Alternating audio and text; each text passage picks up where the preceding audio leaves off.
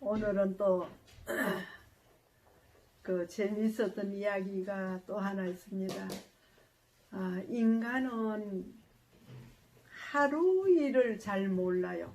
아침에 일어날 때 오늘 무슨 일이 있겠다 하면 사고 당할 사람 아무도 없듯이 또 뭔 일을 계획할 때 이게 잘 되고 못 되는 걸 도무지 모릅니다. 그래서 사람은 참 할 수 없는 연약한 인생이란 것을 더욱 느끼는데, 그 독에서 재미있었던 이야기도 많이 있었지만 그 아들이 다치고 가정에 그 어려운 문제들이 있을 때도 완전히 하나님께 맡기고 모든 것을 의지할 때 하나님 해결해 주신 것을 제가 말씀드렸는데, 오늘은 이제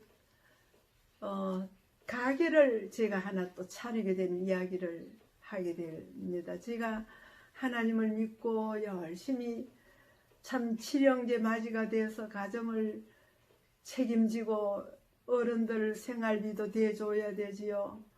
또 시동생들 공부도 시켜야지요. 그래가 열심히 이제 장사도 하고 이렇게 했는데, 집을 사고 나니까 하나는 도장하고 간판하면서 가게를 쓰는데 하나는 놀리게 됐어요. 그래, 그것을 뭘 할까 궁금해하고 또 궁리를 하고 염려를 하고 알아보니까 미천이 많이 들었어요. 생각보다 가게에서 뭐든지 할 것 같은데 막상 하려고 하니까 할 게 없더라고요. 그래서 자, 그렇다면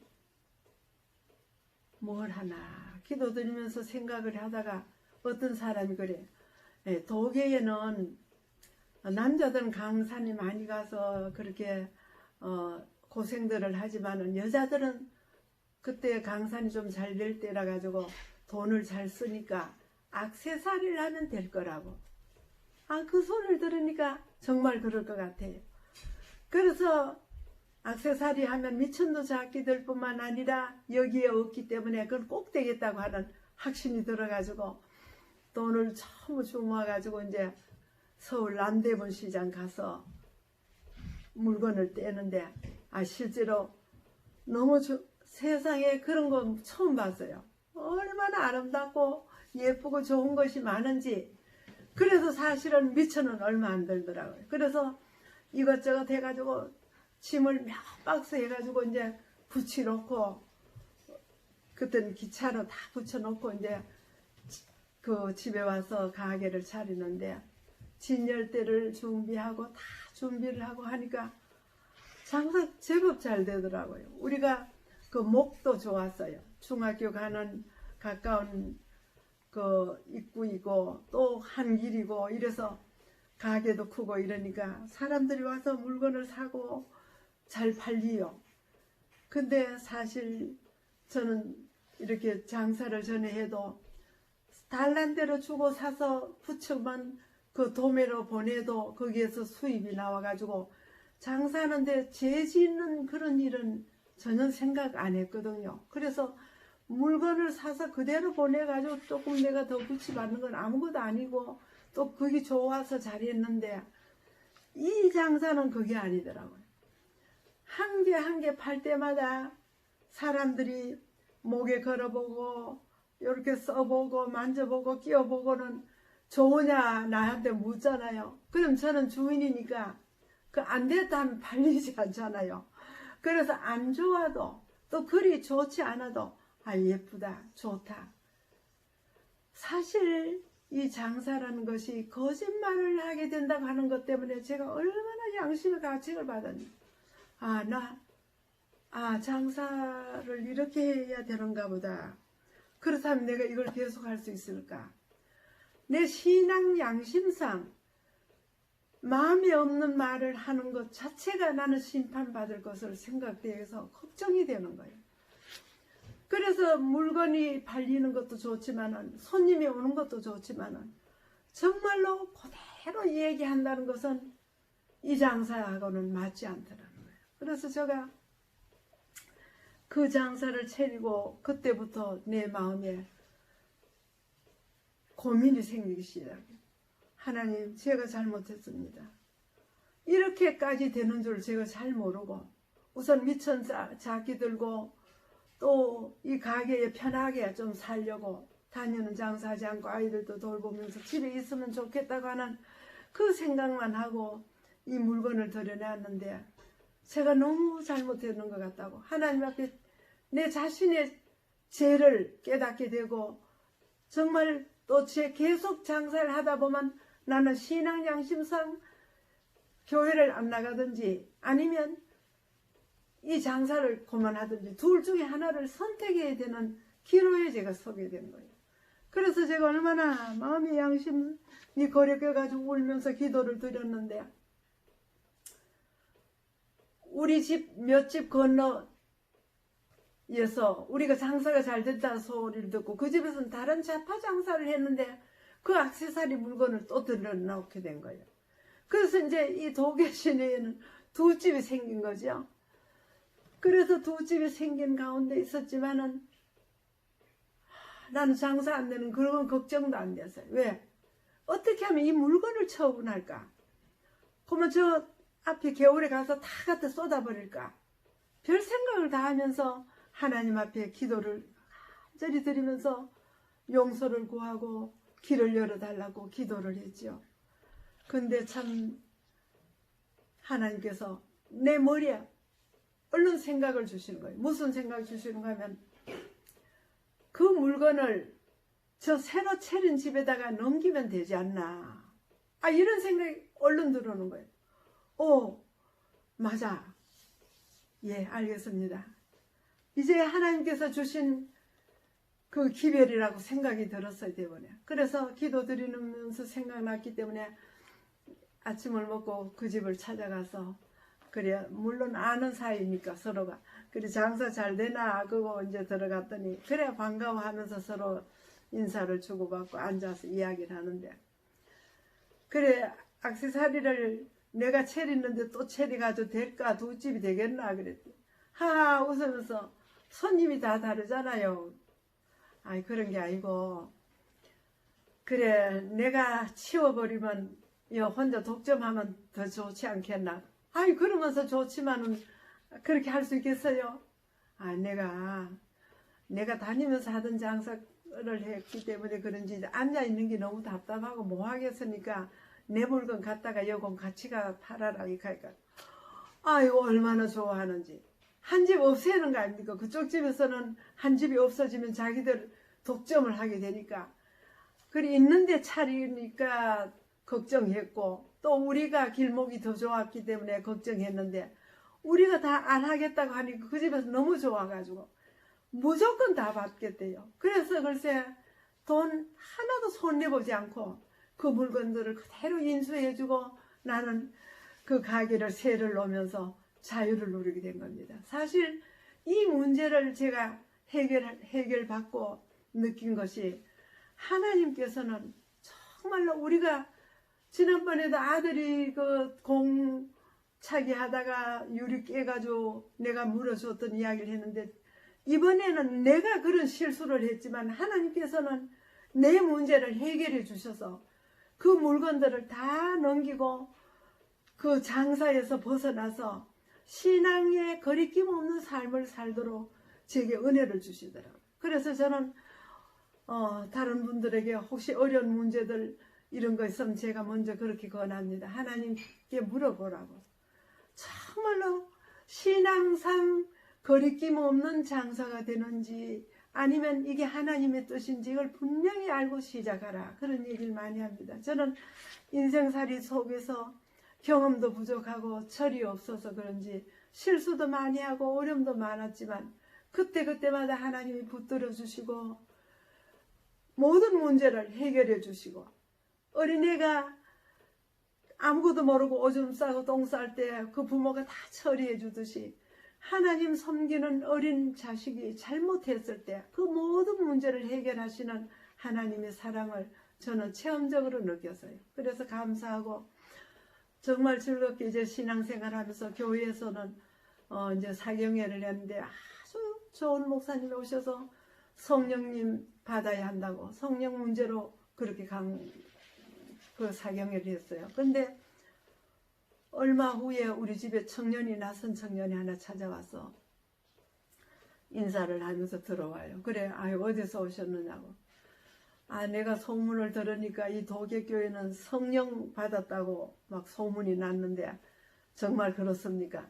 그런 건 아니고 교회가 열심히 지금 재밌게 그렇게 신앙생활 하는 분들이 많이 있다고 그랬더니 자기도 이제 군대에 갔다 나와서 장로님처럼 그 작업 사역을 좀 하고 싶은데 내가 여가 도장도 좀 배우고 교회에 좀 다니면 되겠습니까? 이러는 거예요. 그래 그렇기는 하지만은 도장 기술은 앉은 일이라 그렇게 권하고 싶진 않고 또 아직 젊은데 신학을 해서 앞으로 훌륭한 목사님이 되는 게 더 좋지 않겠습니까? 그랬더니 신학은 가고는 싶지만은 형편도 그렇고 또 공부를 또 다시 해야 되는데 내 군대 갔다 와서 다 잊어버리고 학교 갈 수 있는 그런 시험을 내가 칠 수 있을지 여러 가지로 고민이 된다 그래요. 그럴 때 우리 장로님이 적극적으로 그래 권했어요. 작업 사역은 어디까지나 마음뿐이지 걸림돌이 많다. 두 가지 일이 있을 때는 가족 부양해야 되고 할 일이 너무 많으니까 신앙생활 정말 우린 지금이라도 이 아이들이 많고 이러시면 지금이라도 하나님께서 길 열어주시면 전적으로 하나님 사업만 하고 싶지 이 농사나 장사나 이 도장 이런 거 해가지고 만족하지 않다. 우리는 지금이라도 길 열어달라고 그렇게 기도드리고 있으니까 청년같이 이렇게 젊고 아직도 배울 수 있을 때 신학을 가가지고 공부를 하는 게 좋을 것 같다. 그랬더니 장로님 말씀 들으니까 그것도 맞는 것 같습니다. 그럼 제가 교회 가서 금식 기도를 좀 하겠습니다. 그래서 며칠을 날을 정해가지고 교회 가서 금식 기도를 그 청년이 시작한 거예요. 하나님께서 길 열어주시는 대로 사역을 하든지 작업 사역자가 되든지 하나님께서 인도하심을 완전히 맡기고 의지하고 그렇게 기도를 했어요. 근데 며칠이 됐는지 확실하긴 지금 잊어버렸습니다만 그래 와가지고 하는 말이 장로님 저 이제 집에 가겠습니다. 그래 결정이 났습니까? 내가 신학을 해야 될 것 같습니다. 아무튼 저를 위해서 기도해 주세요. 그리고 열심히 하나님 사업 전적으로 나도 해서 하나님 앞에 몸드리려고 작정하고 또 응답을 받았다고 확신이 왔기 때문에 가겠습니다. 그래 서로 하직 인사를 하고 열심히 가서 공부해서 꼭 신학 가라고 그렇게 참 작별을 하고 보냈는데 몇 년이 흘렀는지 몰라요. 우리가 그때 제주도 한번 갔었는데 그때도 큰 집회 때 막 쫓아왔어요. 목사님이 쫓아오면서 장로님 부르면서 멀리서 보고 뛰어오는데 우린 잘 알아보지 못해가 누구시지요? 이러니까 제가 그때 장로님 집에 도장 배우러 갔던 아무개 목사라고. 그래서 그 목사님이 정말 사역을 잘하시고 책도 쓰시고 얼마나 헌신적으로 봉사하는 그런 훌륭한 목사님 되신 겁니다. 저희들이 그 신앙생활 하면서 느낀 것은 전적으로 하나님 사업을 하려고 하면 하나님께서는 그의 길을 여시고 신학을 보내시고 그렇게 쓰시는 놀라운 방법을 우리가 보게 됐어요. 그래서 저는 그렇게 말합니다. 지금도 우리도 그 후로 참 얼마나 열심히 기도했는지 이제 전적으로 그 가게 내놓고 이제 이사를 하나님 사업만 하기 위해서 기도한 대로 응답받아가지고 가게 될 이야기를 다음에 하겠지만은 여러분과 제가 이 땅에 사는 날 동안 하나님 사업에 몸 바치려고 결심하면 하나님께서는 길을 여시고 그 영혼을 받으신다는 겁니다. 그리고 네가 얼마를 배웠느냐 얼마를 가졌느냐 그걸 묻지 아니하시고 그 마음만 받으시는 거예요. 하나님께 완전히 드리려고 하면 하나님은 그를 비록 천한 그릇이라도 쓰셔서 훌륭하게 사용하시는 그 놀라운 사실을 보게 돼요. 그래서 우리가 방문을 하면서 한 가정 두 가정 이렇게 인도를 하는데 한 집에 갔더니 또 아기를 하나 데리고 있으면서 또 아기를 가져가 배가 이렇게 불러가지고 엄마가 앉아 있어요. 그래 교회 좀 나오시라고. 아 내가 애 데리고 이 아기 데리고 교회를 갈 수 있겠습니까? 그래도 교회에 와야지요. 참 재밌어요. 신앙생활 하면. 이랬더니 자기가요 근심이 많대요. 그래 무슨 근심이냐 하니까 내가 이 아이 첫애를 놓을 때 복개 수술을 해가지고 아기를 낳았기 때문에 이번에 둘째도 그렇게 수술을 하고 애를 낳아야 되는데 이 애를 하나 낳아가지고 얼마 안 돼가지고 이번에 또 수술하는데 그때는 보험이 안 됐기 때문에 수술비가 많이 들었어요. 강산에 남편이 일 다니면서 벌어가지고 온 돈으로 아이 놓을 때마다 돈을 그렇게 쓰면 이게 어떻게 되느냐요. 그래서 걱정을 그렇게 많이 된다고 하면서 이제 아기 놓을 날짜가 차오니까 그게 제일 걱정이에요. 이러는 거예요. 그래서 제가 또 그랬죠. 아이고 그렇거든 교회 오시라고. 그러니까 교회 와야지. 하나님께서 맞이는 그렇게 수술하고 나왔지만 이번에 또 그렇게 하라는 법이 어디 있느냐고. 하나님 능치 못하신 일이 없다고. 아니 뭐든지 기도하면 다 들어주실 텐데 그 아들 이 아들을 그렇게 낳았다고 해서 이번에도 그렇게 하지 않고 하나님께 간절히 기도하십시오. 그리고 우리도 기도 드리겠습니다. 그래서 교회만 오면 하나님이 해주실 거라고 제가 하나님 빽을 믿고 막 열심히 그렇게 하나님께 기도 드려보자 그랬어요. 그랬더니 그 엄마가 솔깃하면서 아이 그 다음 안식일부터 교회를 오는 거 아닙니까? 아 참 감사한 일은요. 제가 하나님께 기도드리고 하나님 빽만 그렇게 주장하면서 큰 소리 쳤지만은 실제로 우리 하나님은 그 말에 열매 씨가 맺히는 걸 보았습니다. 이제 우리가 이 땅에 사는 날 동안 우리 하나님께 간구하면 하나님은 그 기도를 들으시고 응답해 주시는 걸 너무나도 체험적으로 느꼈어요. 그래 이제 그 애기 엄마가 교회를 나온 지가 한 달도 채 안 됐나. 얼마 그때 하면 배가 많이 불렀었는데 얼마 동안 교회를 다니고 애기를 데리고 이렇게 왔다 갔다 하면서 우리가 열심히 그 집에 방문도 하고 이렇게 했는데 새벽에 잠도 채 깨지 않았는데 전화가 막 오는 거예요. 그래서 아유 누구십니까? 안녕하세요. 누구래요? 이러니까 내가 무게 아빠예요. 그러세요. 아기가 이제 산기가 있습니까? 그랬더니 아니요. 새벽에 지금 아기를 낳았습니다. 여러분 얼마나 감사합니까? 거장 낳는 아기도 물론 반갑고 감사할 일인데 병원에 가서 낳아야 될 줄 알았고 그 아기 아빠도 그렇게 될 줄 알았지만 이 아기 엄마가 돈 아낀다고 하면서 병원을 안 가고 이번엔 하나님 믿고 기도하면 낫는다고 하니까 안 가겠다고 쎄와가지고 글쎄 달이 차고 날이 찼는데도 안 가고 있었어요. 꺼요. 그래서 이제 아기를 낳았다고 하면서 그 남편이 전화를 너무 반가워하면서 껐어요.